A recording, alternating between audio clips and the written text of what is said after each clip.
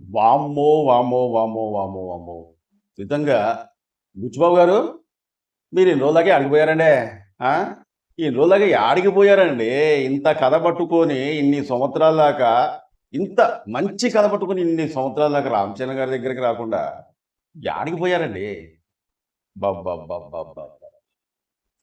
బుచ్చిబాబు గారు నిజంగా నా ఛానల్ తరపున థాంక్స్ చెప్తున్నానండి. అసలు నిజంగా ఇప్పుడు రియల్‌గా ఒకవేళ మీరు నా దగ్గరుంటే మీరొద్దన్నా సరే, మీరు కాదన్నా సరే, ఒక హగ్ ఇచ్చేయాలనిపిస్తుందండి.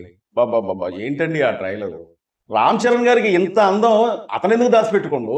ఈ స్టోరీననేది మీకు తెలిసి దాదాపు 2020లో ఎప్పుడో రాసుకున్నారు ఈ స్టోరీ. మీరే చెప్పారు ఈ మధ్య కాలంలో ఒక ఇంటర్వ్యూలో.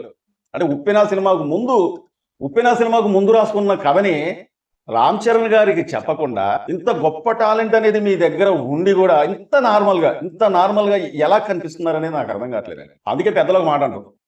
పొట్టోడే గాని చాలా గట్టోర్రా అని. వాడిలో బలం అనేది వాడికి తెలవదు.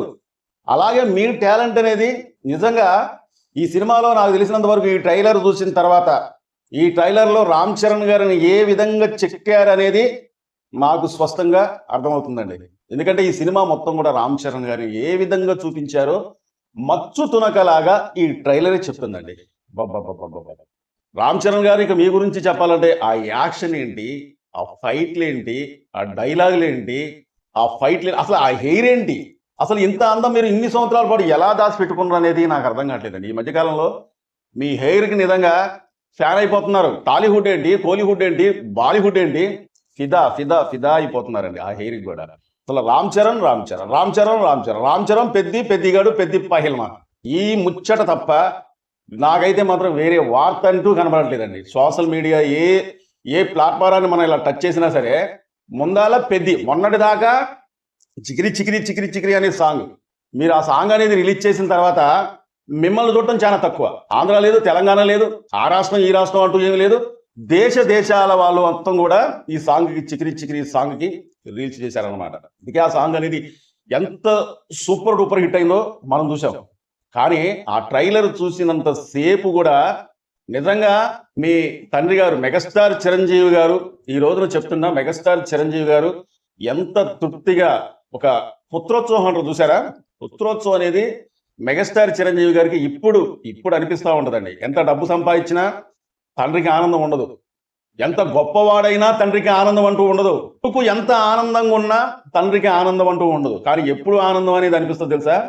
తన కొడుకు నలుగురు ప్రతిరోజు కూడా క్షణం చెప్పుకుంటా ఉంటారు చూసారా? అతని టాలెంట్ గురించి, అతని గొప్పతనం గురించి, ప్రతి క్షణం అతని టాలెంట్ గురించి చెప్పుకున్నప్పుడే నిజమైన ఆనందం అనేది కనిపిస్తా ఉంటదండి. మెగాస్టార్ చిరంజీవి గారు ఆ ట్రైలర్ చూసిన తర్వాత నాకు తెలిసినంత వరకు అసలు అతను సినిమా ఎప్పుడైనా రిలీజ్ అయినప్పుడు అతని ట్రైలర్ అతను చూసుకున్నా కానీ ఈ ట్రైలర్ అనేది మీరు చూడొచ్చు, ఇంత బాగా ఉంటది అని ఎప్పుడు కూడా ఒక ట్వీట్ అనేది చేయలే. ఈ సోషల్ మీడియా రాకముందు కూడా ఎప్పుడు కూడా అతని సినిమా గురించి అతను ఎప్పుడు చెప్పుకోలే. కానీ మెగాస్టార్ చిరంజీవి గారు కూడా ఇంత గొప్ప చిత్రాలు చేసిన వాడే, అంత గొప్పగా నటించిన వాడే, ఒకరి మన కళ్ళల్లో నీరు తెప్పించిన వాడే. కానీ రామ్ చరణ్ గారిని చూసినప్పుడు, ఈ స్థాయిలో రామ్ చరణ్ గారిని ఇప్పుడు చూసినప్పుడు నిజమైన ప్రోత్సాహం, నిజమైన ఆనందం, నిజమైన ఎమోషనల్‌గా రామ్ చరణ్ గారిని చూసినప్పుడల్లా అతని యాక్టింగ్ చూస్తా ఉంటే మరి నిజమైన ఆనందం అనేది కలగటం వల్లే ఆ ట్వీట్ అనేది చేసిండండి. ఇప్పుడు అనిపిస్తుంది నిజంగా. ఎందుకంటే రామ్ చరణ్ గారిని ఆ ట్రైలర్ చూసిన అమాంతం కూడా దాదాపు 3 నిమిషాల పాటు ఉంది ఆ ట్రైలర్ అనేది. ఆ ట్రైలర్ చూసిన అమాంతం కూడా నిజంగా టీవీలలోనే మనకి ఈ విధంగా అనిపిస్తా ఉంటే నిజంగా రేపొద్దుటీలు జూన్ 4వ తారీఖున ఈ సినిమా థియేటర్‌లో మనం చూసినప్పుడు, అసలు అభిమానులు చూసినప్పుడు, హార్డ్‌కోర్ ఫ్యాన్స్ చూసినప్పుడు, ఎప్పటినుంచో స్థిరంగా నిలబడిపోయిన మెగా ఫ్యామిలీ ప్రతి ఒక్క హీరోని ఆరాధించే, ప్రేమించే, అభిమానించే అభిమాని చూసినప్పుడు థియేటర్‌లో వాళ్ళు తట్టుకోగలరా ఆ సినిమాను చూసి? రామ్ చరణ్ గారిని యాక్టింగ్ చూసి ట్రైలర్ పడే చెప్తున్నా. రామ్ చరణ్ గారి యాక్టింగ్ చూసి నిజంగా తట్టుకోగలరా ప్రతి ఒక్క ప్రేక్షకుడు అన్నట్టుగా అనిపిస్తుందండి. నాకు తెలిసినంత వరకు ఈ సినిమాలో చాలా గొప్ప ఎమోషనల్ సీన్స్ అనేది ఖచ్చితంగా ఉంటాయి. దాదాపు 40 నుంచి 50 నిమిషాల పాటు ప్రతి ఒక్కరిని కూడా కంటతడి కాదండి, ఎప్పటికీ కూడా మర్చిపోలేని విధంగా ఈ సినిమాలో కొన్ని అద్భుతమైన సీన్స్‌తో మనల్ని కనువిందు చేసి కళ్ళల్లో నీరు తెప్పించే సీన్స్ అనేది ఖచ్చితంగా ఉంటాయి.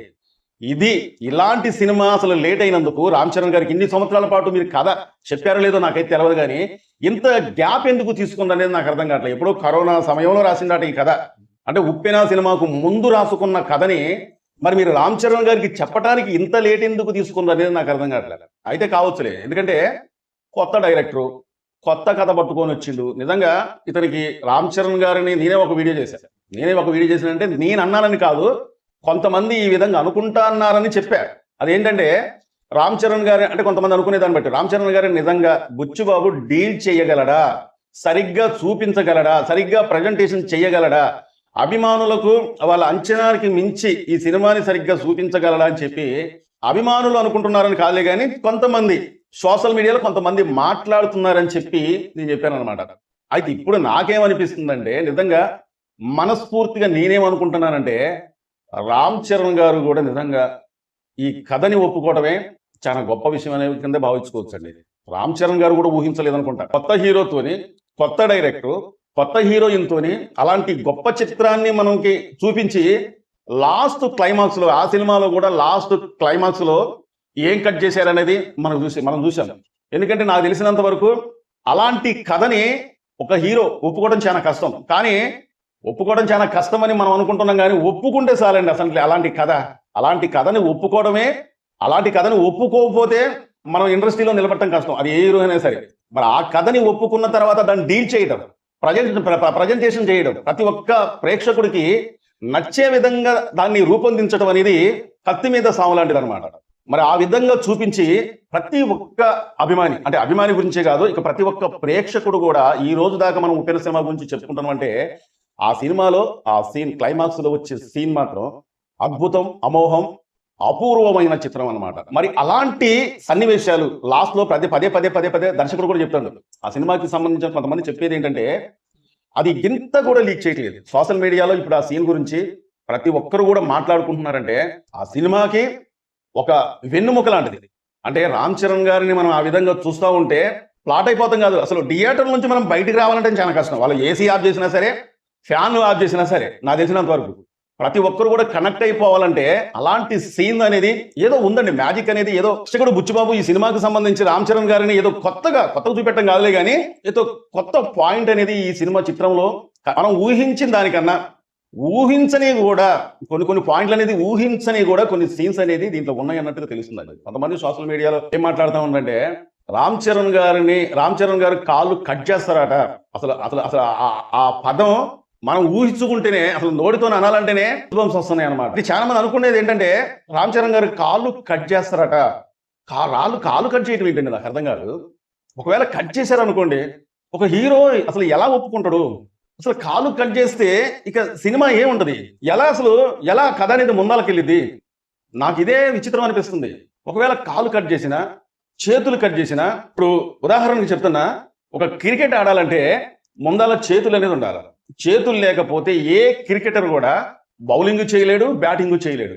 మరి చేతులు కట్ చేశారనుకోండి, ఎలాగ అసలు ఆ క్రికెట్ అనేది ఆడగలరు?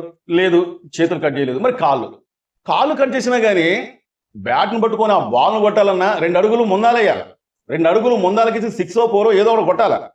మరి కాళ్ళు కట్ చేస్తే నీకు ఎలా ఆడగలడు? నాకు అనేది అర్థం కావట్లేదు. సరే, కుస్తీ ఫైట్ కి సంబంధించి మనం ఒకసారి మాట్లాడుకునేటట్లయితే, కుస్తీ ఫైట్ అయినా కానీ అసలు కాళ్ళు చేతులు ఉంటేనే కుస్తీ చేయడం అనేది, కుస్తీ పహిల్మాన్ తోని చేయడం అనేది చాలా కష్టం. ఈ సినిమాకు సంబంధించిన ఒక గ్లిమ్స్ విడుదల చేస్తేనే అది ఇప్పటికి కూడా సోషల్ మీడియాలో హోరెత్తిపోతుంది. అసలు ఆ కుస్తీలలో పహిల్మాన్ తోని, అంటే ఆపోజిట్ ఉన్న పహిల్మాన్ తోని ఇతను ఫైట్ చేయాలన్నా ఇటు చేతులు కావాలి, కాళ్ళు కావాలి. మరి ఎలా ఫైట్ చేయగలడు? ఎలా నెగ్గగలడు? ఎలా గెలవగలడు అనేది ఇక్కడ అర్థం కావట్లేదు అనమాట. నేను ఇంతవరకు ఎందుకు చెప్తున్నానంటే మీరు కూడా మీ ఊహాగానంలో ఒకసారి ఆలోచించుకోండి. ఈ థాట్ రావట్లే. ఇన్ని కూడా సోషల్ మీడియాలో వచ్చే కథనాలు మాత్రమే ఇక్కడ నేను ప్రస్తావిస్తున్నాను. సో ఇది ఈ రోజు వీడియో. మా ఛానల్ని చాలా మంది చూస్తున్నారు, కానీ దయచేసి సబ్స్క్రైబ్ చేసుకోవడానికి ప్రయత్నించండి. మీరు సబ్స్క్రైబ్ చేసుకుంటే మమ్మల్ని ఎంకరేజ్ చేసినట్లయితే. మీరు సబ్స్క్రైబ్ చేసుకున్నంత మాత్రం ₹1 కూడా ఖర్చు అయ్యేది లేదండి. దయచేసి మా వీడియోని ఎవరైనా కొత్తగా చూస్తున్నట్లయితే సబ్స్క్రైబ్ చేసుకోండి. అలాగే మీ అమూల్యమైన కామెంట్ తెలిపి ఒక లైక్ చేస్తారని చెప్పి కోరుకుంటూ, మా వీడియో నచ్చితే సబ్స్క్రైబ్ చేసుకోండి. మరో వీడియో కోసం ఎదురు చూడండి. Thank you.